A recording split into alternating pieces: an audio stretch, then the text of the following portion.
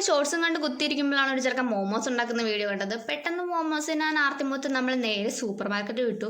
Frozen momos അപ്പോൾ പോയിട്ട് അത് കിട്ടാത്തതുകൊണ്ട് നമ്മൾ നേരെ അതിനാവശ്യമുള്ള സാധനമൊക്കെ വാങ്ങിയിട്ട് വീട്ടിലേക്ക് പോകുന്നു. വീട്ടിൽ വന്ന് ആദ്യം നമ്മൾ വെജിറ്റബിൾസ് ഒക്കെ കട്ട് ചെയ്യാൻ നിന്നു. പിന്നെ team works makes things easy എന്നായതുകൊണ്ട് നമ്മൾ ഒരുമിച്ച് അങ്ങോട്ട് പണിയൊക്കെ എടുത്ത് പെട്ടെന്ന് അങ്ങ് തീർത്തു.